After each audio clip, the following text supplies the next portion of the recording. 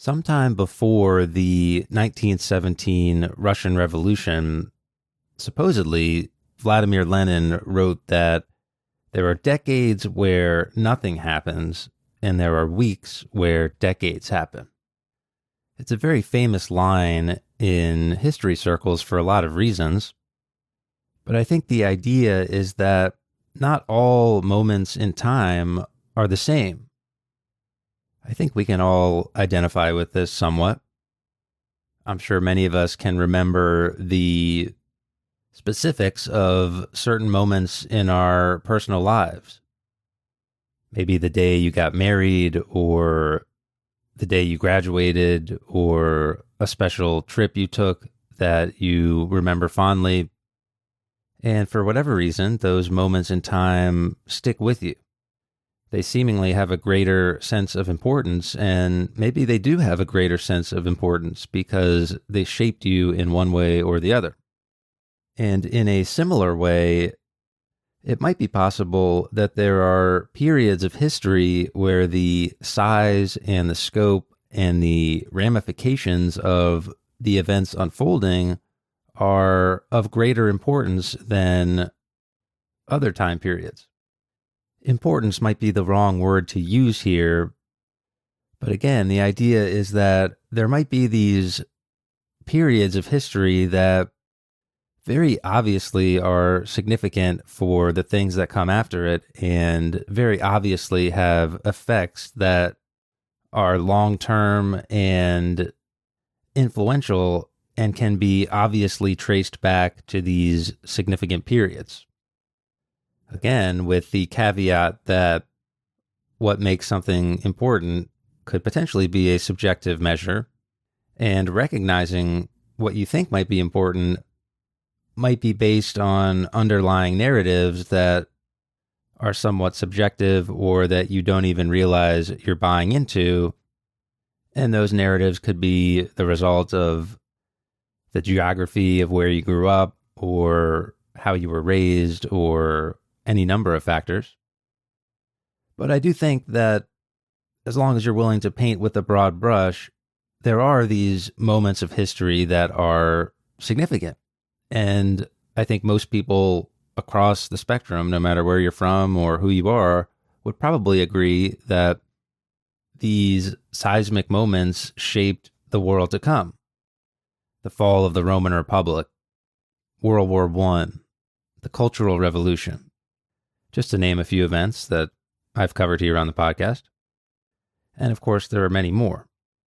But it's very hard to look at something like World War I and say that this was not a period in history that significantly changed the world and laid the groundwork for the modern world we live in today. If you accept this train of thought, there are some important questions that immediately come to mind. And many historians, political scientists, philosophers are asking maybe that first question that comes to mind, which is, are we in one of these periods right now? And going along with that, what is it that creates one of these periods? Why are these significant moments in history so influential? What are the ingredients that you need to mix together to come up with some of these weeks where decades happen, according to Vladimir Lenin? One of the arguments is that these periods of history happen when you have separate but hugely important developments in a particular society or across the globe.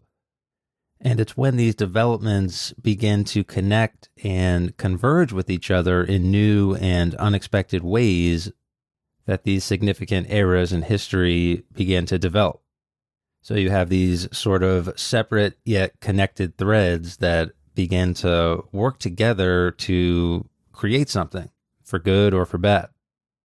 And if you buy into this theory that the modern day, the last couple of decades that we've been going through, is one of these momentous periods, you might look at the age of instant information. You might look at social media. You might look at the economic and financial lurches. changes to the way we understand finance and economics, increases in state power, war, the consequences of colonialism and imperialism, climate change, tech developments, some pretty obvious ways that we have changed the way that we look at disease and medicine and health. You could tackle any one of these developments individually, but I think what some people are now arguing is that all of these things together are converging and creating this period in history that feels a bit different, feels a bit fragile, and could go in a lot of different directions. Things could get a lot better, or they could get a lot worse. But either way, historians in 50 or 100 years are going to be looking back at this period, and they're going to say, that's the moment where history was at a crossroads. I like this crossroads metaphor because I think it gets at something that is universal and true. I always think of Tom Hanks at the end of Castaway, where he's at a literal crossroads, but many of us go through these moments in our personal lives, or as I'm arguing here, history can go through those moments. A crossroads brings together a mixing of many elements. It's the place where differences meet. Options are open. If you're traveling along a crossroads, your destination is unclear. But afterwards, once you've made the journey, you can always look back and trace your path back to that crossroads. So if history is at a crossroads here in the modern day, what do we do? How do we choose the best path to go down? There could be many ways to answer this question, but I think that a good student of history would look to other periods of similar seismic adjustments, other periods of history being at a crossroads, and try to learn what happened in those cases and maybe apply it to our present day situation. That's kind of what history is all about, right? One of these crossroads moments is known as the Great Divergence. It refers to the period of history where Europe went from a somewhat primitive backwater to largely the dominant player in world affairs. From, say, 1600 through the 1900s, European countries exerted control, influence, power, some might say, in most regions of the world. And as we know, the stakes are high. Everything from colonialism to imperialism to World War I to the Cold War, you might be able to argue, stems from whatever crossroads moment this was that created the conditions for Europe to go out and, quote unquote, dominate the world. This period, this Great Divergence, ushered in, for many historians, the modern world we live in. And of course, it also ushered in a period of misery and suffering for millions around the world. So again, the stakes are high, and it matters what happened at this crossroads to lead to this period in history. There are lots of different explanations for this Great Divergence idea, and historian Patrick Wyman, in his book The Verge, summarizes the possible explanations pretty nicely. He says, quote, "Why Europe, and when Europe? These two questions have occupied generations of history, political science, sociology, and economics scholars. The real transformation only came with the Industrial Revolution, some say, at the dawn of the 19th century. Prior to that, China and Europe were neck and neck by every meaningful metric. Others argue that the exploitation of coal, which was readily available in Western Europe, and rapacious pillaging overseas fueled the rapid growth of Europe at the expense of the rest of the world. Others point further back to the 17th and 18th centuries, attributing Europe's explosive rise to factors like military technology and European states' economic ability to wage war. Other explanations include cultures of institutional, political, and technical innovation unique to Western Europe, especially Britain and the Netherlands. For still other observers, the beginnings of the Great Divergence are to be found deep in the Middle Ages, or even before, in amorphous European cultural characteristics, proto-capitalist stirrings, or the distribution of resources.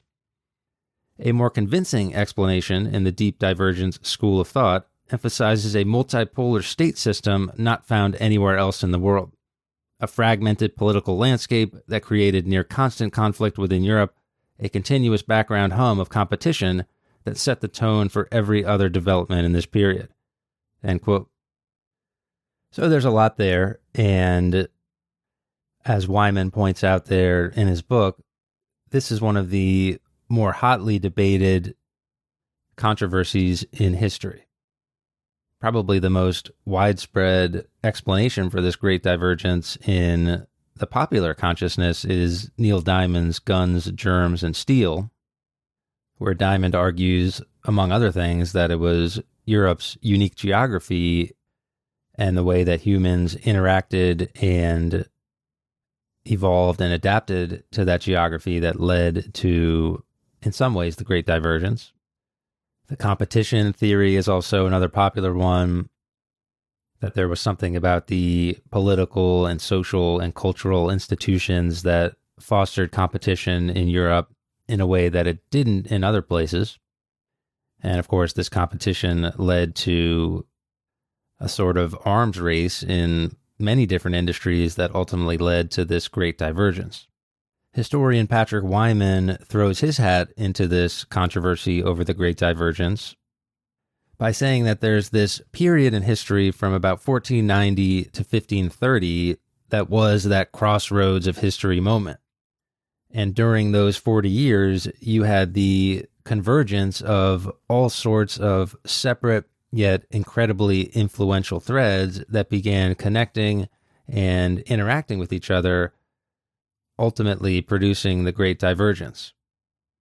Wyman makes a bit of a metaphor to a powder keg where ingredients are slowly being added and eventually all it takes is a spark for that period of history to explode. For him, these separate yet connected threads were exploration and the beginnings of colonialism, the expansion of the state and the expansion of warfare, the development of new technologies, the information revolution that occurred as a result of the printing press, which of course helped to facilitate the radical revolution of thought that was the Protestant Reformation. Of course, there's other factors going on during this time period. And according to Wyman, the thing that connects all of these different threads is a increasingly sophisticated and developed system of finance and credit, a sort of universal language that everybody could understand and provided a baseline for these threads to start connecting with each other. Wyman says, quote, "What Europe did have at this precise point in time," referring to 1490 to 1530, "was a set of economic institutions that were well suited to furthering each of those major processes that define the coming era: exploration, state growth, gunpowder warfare, the printing press, and the consequences that went along with them. All of these things were expensive, capital-intensive processes and technologies. They depended on substantial amounts of money for initial financing and even more to sustain them." End quote.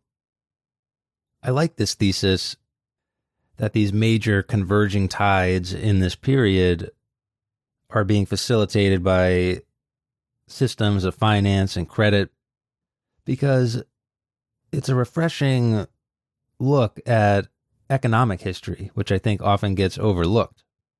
As Wyman has stated before, economic history gives agency to ordinary people.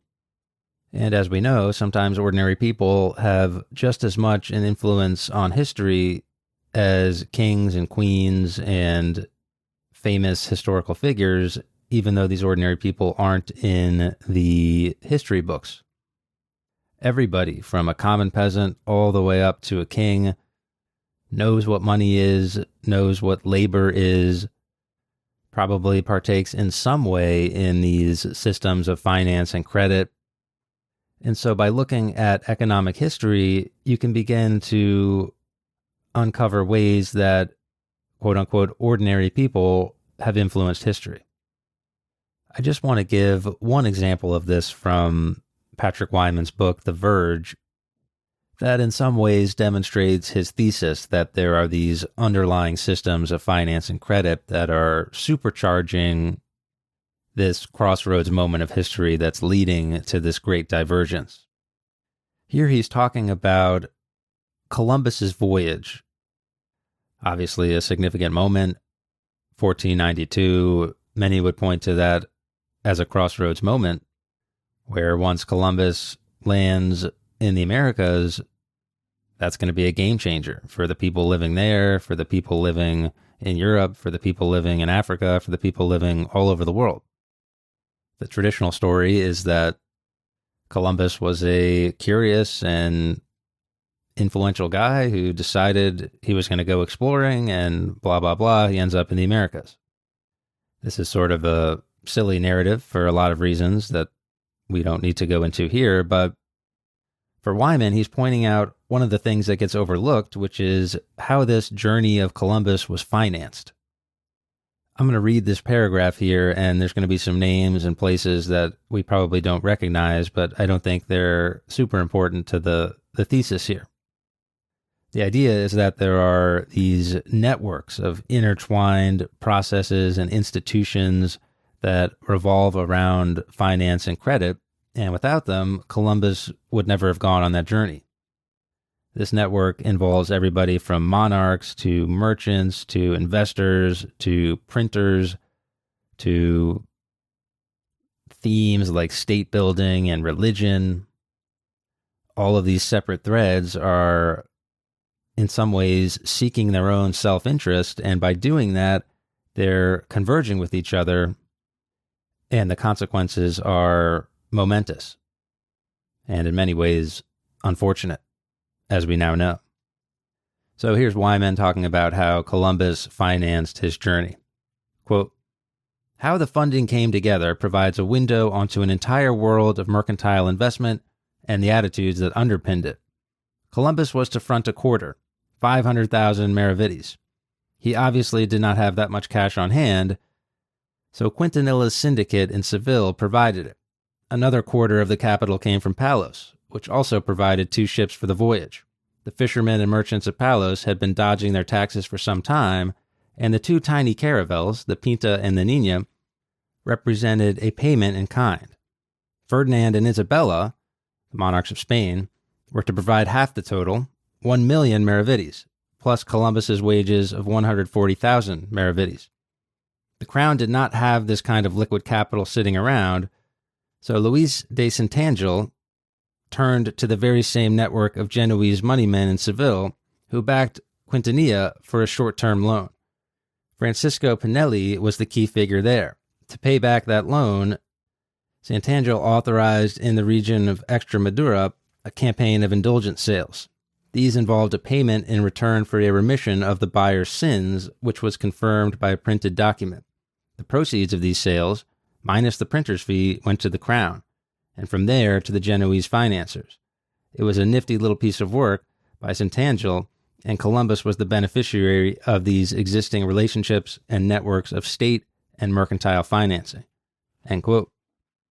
Again, I don't think the names or the places or the types of currency are super important for us here.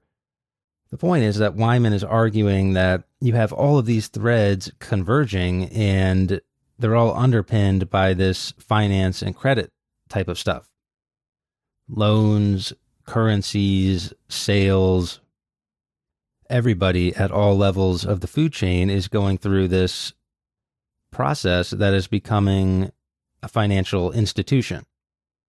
Everyone from the lowly worker at the print shop to the printer himself who is seeking loans to continue printing, to Columbus who's trying to cobble together enough funds and enough credit to go on this trip, promising that the rewards will benefit his investors, all the way up to the monarchs, Ferdinand and Isabella, who are also playing this game.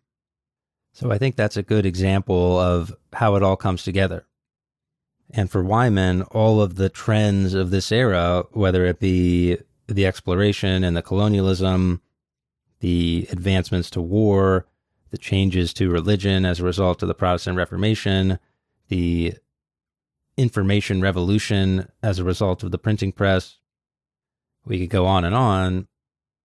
But for Wyman, as he says, capital and the tools of finance and these increasingly mature financial institutions were like gasoline for the trends of the era.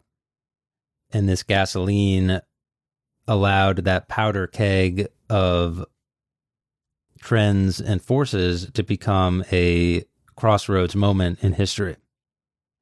And with these different threads converging from 1490 to 1530, according to Wyman, we get the modern world, for better or for worse. So to bring it back to our question at the beginning of the episode, we can take some of these insights and insights from other seismic moments of history and compare them to our present day. Do we see an information revolution? Do we see anything notable about systems of finance, credit, and economics? Do we see the consequences of the previous seismic moments in history that led to colonialism and imperialism, climate change, whatever the case may be? And of course, the question is, in the modern day, right now, is history at a crossroads?